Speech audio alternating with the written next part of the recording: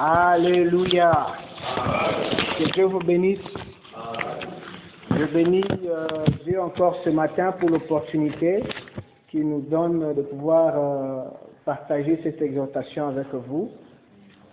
Je bénis encore tout le monde qui est présent en ce moment pour écouter cette exhortation. Vous savez, Dieu, quand il nous parle, ce n'est pas au hasard. Quand Dieu nous parle, c'est parce que derrière cette parole, Dieu veut accomplir quelque chose. C'est parce que derrière cette parole, Dieu veut faire quelque chose. Alléluia.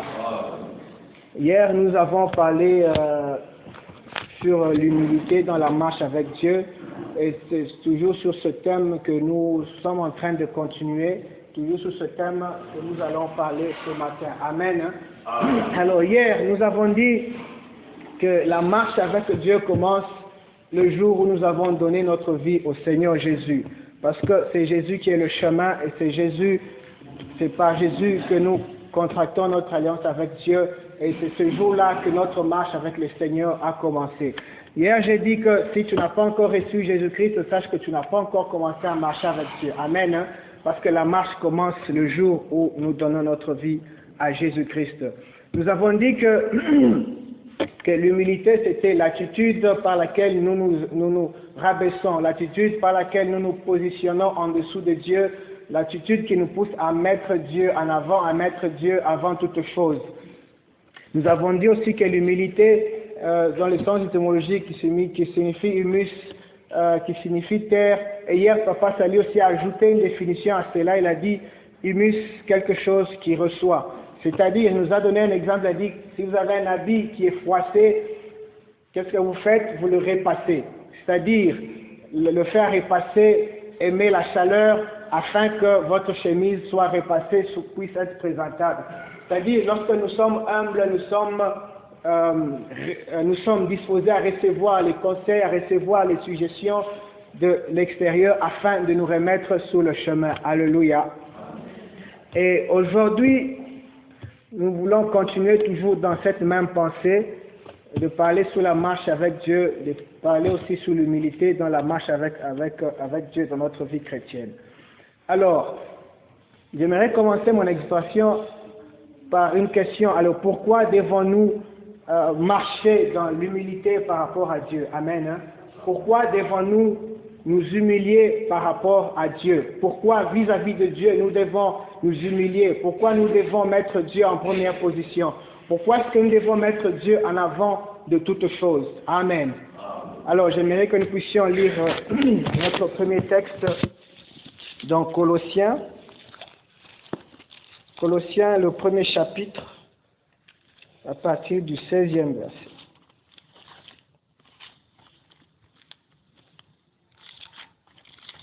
Colossiens du chapitre 1, le 16e verset. Nous lisons au nom de Jésus. La Bible dit ceci: car en lui ont été créées toutes choses qui sont dans les cieux et sur la terre, les visibles et les invisibles, trône, dignité, domination, autorité. Toutes choses, tout a été créé par lui et en lui. Il est en avant de toutes choses et toutes choses subsistent en lui. Amen. Alors, pourquoi devons-nous nous humilier face à Dieu? Pourquoi l'humilité vis-à-vis de Dieu? Alors, il y a beaucoup de raisons, mais ce matin, je vais prendre juste une seule raison. La raison pour laquelle tu dois t'humilier devant le Seigneur, la raison pour laquelle tu dois mettre Dieu en première position, c'est tout simplement parce que Dieu est notre Créateur et nous sommes ses créatures. Alléluia. Dieu est notre Créateur et nous sommes ses créatures. Alléluia. Bien-aimé, une créature ne peut pas vivre par elle-même, mais une créature doit vivre par son Créateur. Alléluia. Et, et la Bible dit que, je vais vous donner un exemple avant de parler de ça. Le vase ne tient pas sa forme de lui-même, mais c'est le potier qui donne la forme au vase. Amen. Hein? C'est-à-dire, c'est le Créateur qui est Dieu, c'est lui qui est au-dessus de toutes choses, c'est lui par qui nous avons toutes les capacités, tous les pouvoirs. Donc la créature par lui-même n'a aucune capacité, n'a aucun pouvoir. C'est pourquoi ce matin, je te dis que tu dois t'humilier à Dieu parce que c'est lui qui est notre Créateur, c'est lui qui a créé toutes choses, comme nous venons de le lire dans Colossiens. Il dit que toutes choses qui est dans les cieux, sur la terre, ont été créées par lui. Amen. Hein? Les choses visibles et invisibles ont été créées par lui. Les dominations ont été créées par lui. Alors, nous, en tant que ses créatures, nous ne devons que se soumettre à sa volonté. Nous devons que nous humilier sous la main puissante de Dieu, afin que Dieu lui-même puisse nous façonner, qu'il puisse nous donner la forme qu'il veut. Alléluia. Un vase ne peut pas dire au potier, donne-moi cette forme. Donne-moi la forme d'une tasse, donne-moi la forme d'un verre. Mais c'est le potier lui-même qui choisit de donner la forme à un vase. Alléluia. Alors, toutes choses ont été créées par Dieu. Et si nous avons cette pensée que nous sommes les créatures de Dieu, nous n'allons que nous humilier sous la main puissante de Dieu. Alléluia. L'humilité, quelque chose de très important dans la marche avec Dieu. J'aimerais ajouter quelque chose sur lequel j'ai parlé hier, sur la marche avec Dieu. Hier, je vous avais dit que la marche avec Dieu nécessitait la persévérance. Pourquoi? Parce que dans la marche, dans le parcours avec Dieu, il y a des montagnes, il y a des vallées, il y a des problèmes, il y a des difficultés. Alors il nous faut la persévérance, parce que la Bible dit que celui qui persévérera jusqu'à la fin sera sauvé. Sans la persévérance, nous n'allons pas arriver. Alors ce matin, sur la marche avec Dieu, j'aimerais ajouter quelque chose en te disant ceci. Que deux personnes ne peuvent pas d'abord marcher ensemble s'ils ne se mettent pas d'accord. Alléluia. Deux personnes ne peuvent pas marcher ensemble s'ils ne se mettent pas d'accord. Dans la vie pratique, vous ne pouvez pas marcher avec quelqu'un si vous n'avez pas les mêmes objectifs, la même vision des choses. Vous n'allez pas marcher longtemps ensemble. Amen. Et dans ma vie, pour le moment, j'ai vraiment des difficultés à avoir un ami parce que j'avais un ami avec qui j'ai grandi. J'ai grandi avec cet ami. Nous avions les mêmes objectifs, les mêmes objectifs, la même vision. Même pour les études, nous disions que nous allons faire les mêmes études, nous allions servir Dieu ensemble, nous allons faire ceci et cela. Et avec cette personne, nous avons marché ensemble plus de 10 ans, nous étions amis. Alléluia. Parce que nous avions la même vision des choses. Nous prions ensemble, jeûnons ensemble, faisons des retraites ensemble, nous montions à la montagne ensemble, nous avions la vision de servir Dieu et nous pouvions marcher ensemble. Et depuis que cet ami-là est parti, j'ai des difficultés, j'ai des connaissances bien sûr, mais j'ai des difficultés à pouvoir me faire des amis parce que les gens que je reçois n'ont pas la même vision avec moi, je ne sais plus marcher avec eux. Alléluia.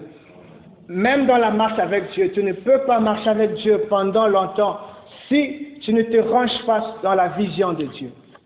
Amen.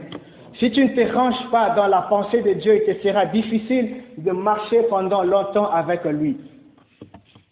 Or, nous voulons marcher longtemps avec Dieu, nous voulons marcher avec lui jusqu'à la fin, parce que c'est lui qui persévère jusqu'à la fin sera sauvé. Alléluia.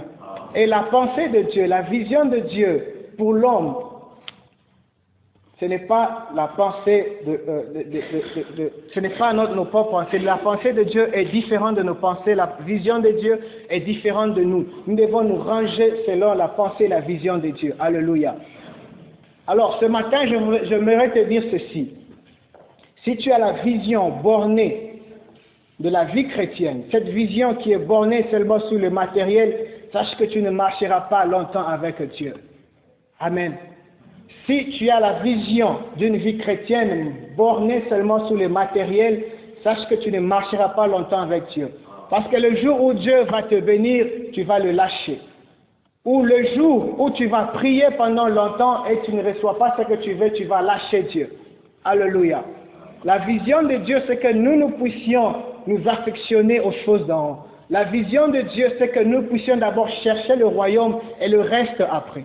Alléluia. Et si nous avons cette vision, nous allons marcher longtemps avec Dieu. Même dans la souffrance, nous allons marcher avec Dieu. Même dans l'abondance, nous allons marcher avec Dieu.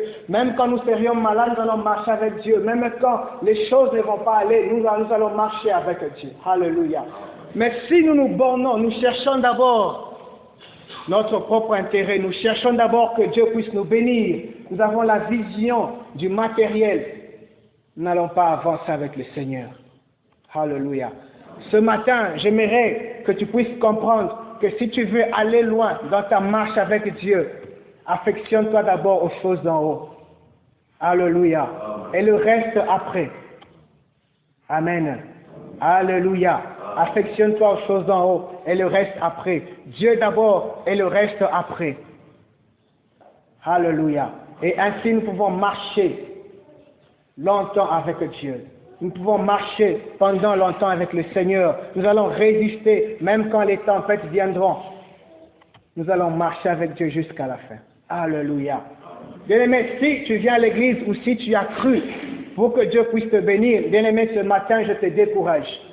Si tu as donné ta vie au Seigneur ou si tu viens à l'église pour que Dieu puisse te combler d'argent, puisse te donner le matériel, ce matin, je te décourage. Et je te dis que tu ne vas pas marcher longtemps avec Dieu, tu vas bientôt l'abandonner. Parce que tu vas prier et cela ne va pas se réaliser, tu vas te dire, Dieu ne me voit pas, tu vas l'abandonner. Ou le jour où Dieu te bénit, tu vas l'abandonner. Alléluia. Alors, range-toi dans la vision, dans la pensée de Dieu, et tu vas marcher longtemps avec lui. Amen. Alléluia. Alors, ce matin, hier nous avons parlé de l'humilité par rapport à Dieu. Alors, ce matin, j'aimerais ajouter un autre point sur l'humilité. L'humilité par rapport à l'autorité ecclésiastique, l'humilité par rapport aux anciens. Alléluia. J'aimerais que nous puissions aller, parce que nous parlons sur l'humilité dans la marche avec Dieu. Hier, nous avons dit qu'il faut s'humilier à Dieu, qu'il faut donner la première place à Dieu.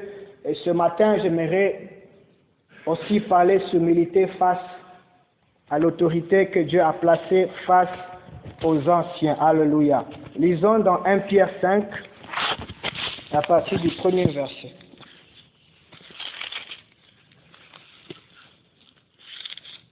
La Bible dit ceci, je lis. Voici les exhortations que j'adresse aux anciens qui sont parmi vous. Moi, ancien comme eux, témoin des souffrances de Christ, en participant à la gloire qui doit être manifestée. Paissez le troupeau de Dieu qui est sous votre garde, non pas par contrainte, mais volontairement selon Dieu, non pour un gain sordide, mais avec dévouement, non comme dominant sur eux qui vous sont échus en partage, mais en étant les modèles du troupeau. Le verset 4, et lorsque le souverain pasteur paraîtra, vous obtiendrez la couronne incorruptible de la gloire. Le 5e verset, la Bible dit, de même, vous qui êtes jeunes, soyez soumis aux anciens. Et tous, dans vos rapports mutuels, revêtez-vous d'humilité, car Dieu résiste aux orgueilleux, mais il fait grâce aux humbles. Humiliez-vous donc sous la puissante main de Dieu afin qu'il vous relève au temps convenable. Alléluia. Ici, c'est l'apôtre Pierre qui est en train d'exhorter l'Église. Amen. Il est en train d'exhorter l'Église et le premier verset dit « Voici l'exhortation que j'adresse aux anciens ». Bien aimé, l'Église primitive n'avait pas la structure que nous avons aujourd'hui dans l'Église. Amen. Aujourd'hui, dans l'Église, nous avons quelqu'un qui chapeaute, qui est au-dessus. Mais dans l'Église primitive, c'est le collège des anciens qui dirigeait l'Église. Amen. C'était le collège des anciens qui était au-dessus de l'Église afin de conduire l'Église. Et Pierre est en train d'exhorter ces anciens, mais ce qui nous intéresse, c'est le 5e verset qui dit « Vous qui êtes jeunes, soumettez-vous aux anciens. » Alléluia. Alors, l'humilité, c'est aussi se soumettre à l'autorité que Dieu a placée dans l'Église. Amen.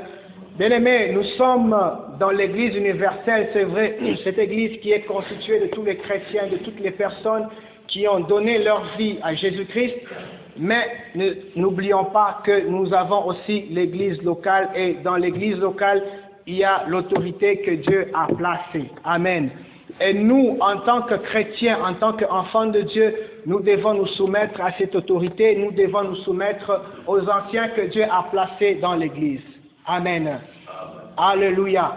L'humilité, ce n'est pas seulement vis-à-vis de Dieu, mais l'humilité vis-à-vis aux gens que Dieu a placés. Amen. Alors, pourquoi devons-nous nous soumettre à l'autorité ecclésiastique? Pourquoi devons-nous nous humilier face aux anciens?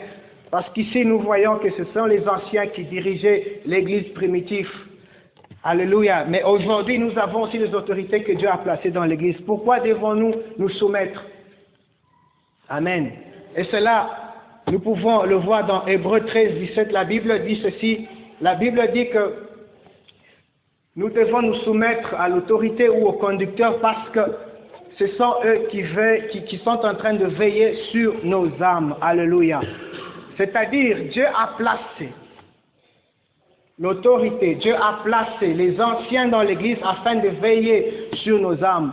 Et quand nous voyons l'âme, nous voyons l'âme qui est le siège des pensées, le siège de toutes les émotions. Nous ne voulons pas entrer en détail sur ça, mais nous devons comprendre que dans l'Église, il y a une autorité que Dieu a établie afin de veiller sur le peuple de Dieu. Alléluia.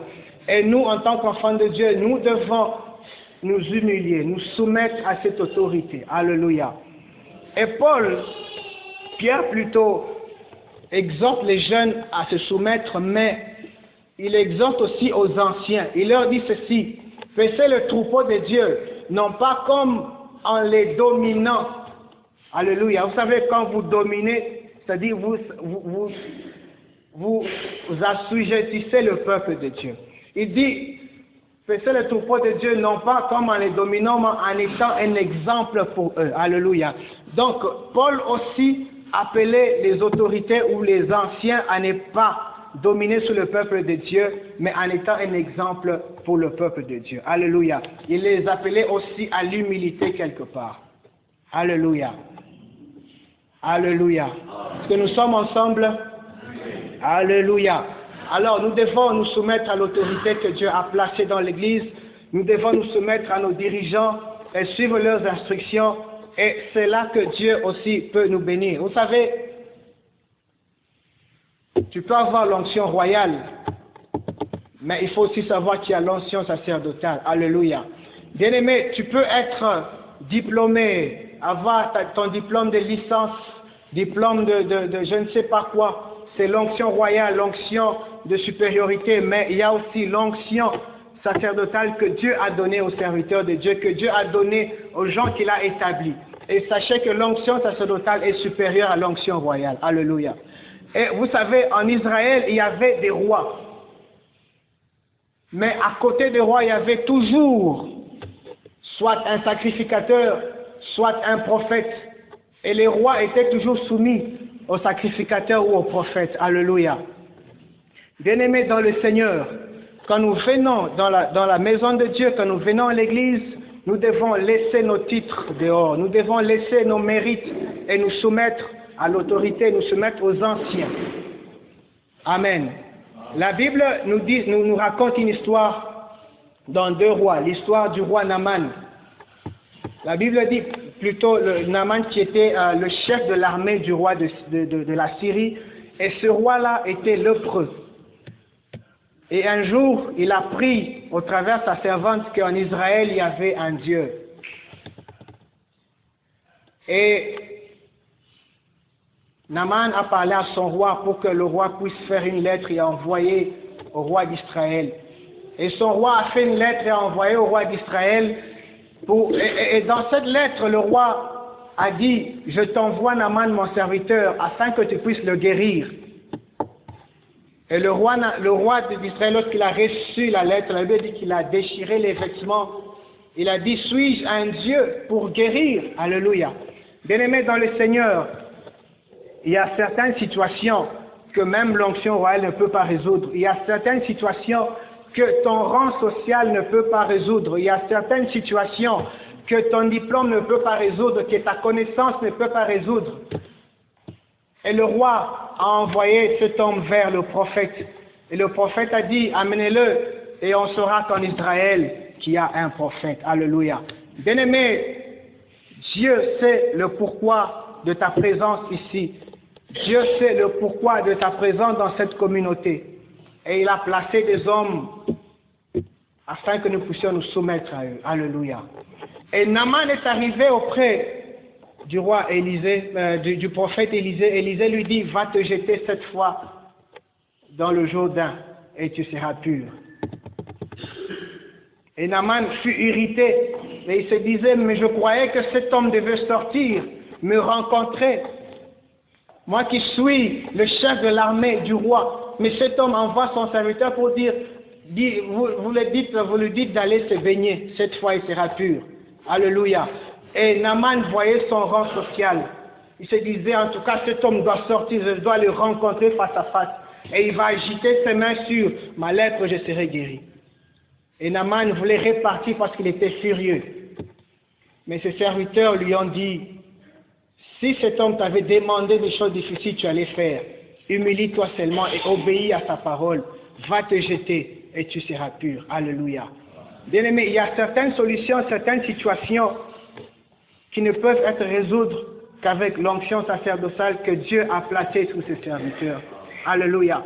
On peut avoir l'onction royale, on peut avoir des titres, on peut être tout ce qu'on peut être là. Mais il y a certaines situations que seulement cela Dieu a établi pour veiller sur nos âmes peuvent donner la solution. Alléluia. Alors soumettons-nous à cela Dieu, à cela dont Dieu a placé au-dessus de nous. Alléluia. Alléluia. Soumettons-nous à l'autorité que Dieu a placée. Alléluia. Alors, l'humilité, un pilier très important dans la vie chrétienne. L'humilité, une vertu très importante dans la vie d'un enfant de Dieu. L'humilité envers Dieu, l'humilité envers l'autorité que Dieu a placée. Mais aussi, très important, l'humilité envers son prochain. Alléluia. L'humilité envers son prochain. J'aimerais que nous puissions lire un dernier verset dans Philippiens 2, 4 à 8. Je crois que nous avons lu ça hier. Le frère Fabrice, je crois, avait lu ça hier. Nous voulons également le lire. Philippiens 2, à partir du 4e verset.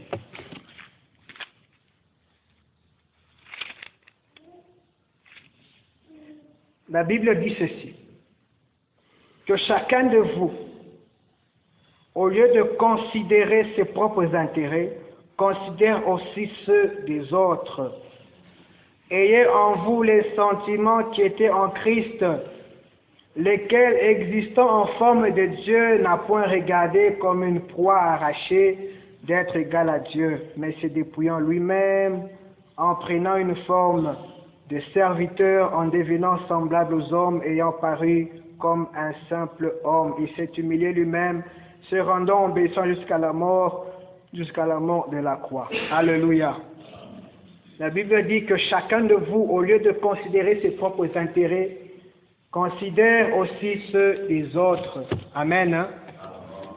L'humilité, c'est aussi la considération de l'autre. Amen. L'humilité, c'est aussi la considération de l'autre. L'humilité, c'est aussi effacer le moi, mais aussi voir l'autre. Alléluia.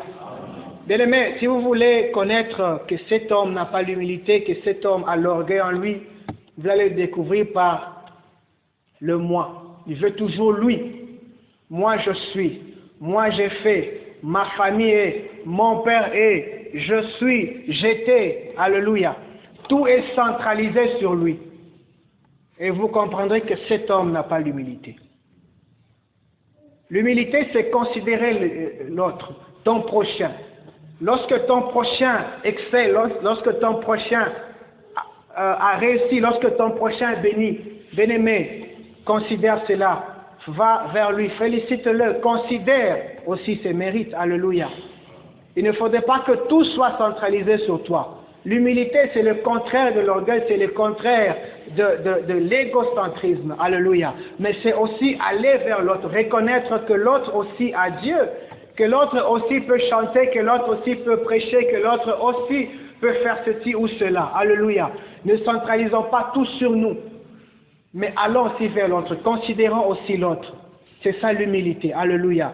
L'humilité vers le prochain, c'est accepter l'autre. Accepter la réussite de l'autre. Quand l'autre réussit, nous nous réjouissons. Quand l'autre excelle, nous nous réjouissons. Alléluia. La Bible dit que nous puissions avoir les sentiments qui étaient en Jésus-Christ. Et le sentiment qui est en Jésus, ce n'est que l'humilité. Lui qui était Dieu, il s'est humilié, il s'est dépouillé, il s'est rabaissé, il s'est fait serviteur. Alléluia. Est-ce qu'aujourd'hui, dans l'Église, nous pouvons trouver des gens qui peuvent s'humilier et se regarder comme inférieurs par rapport aux autres? Est-ce que dans l'Église, nous pouvons trouver des gens qui sont en mesure et prêts à servir les autres? Car Jésus a dit, je suis venu non pour être servi, mais pour servir. Alléluia. Je suis venu non pour être servi, mais pour servir. Or, le serviteur est toujours inférieur à celui qui sert. Alléluia. Bien-aimés, ayons ce sentiment d'humilité vis-à-vis de nous-mêmes, vis-à-vis de nos prochains.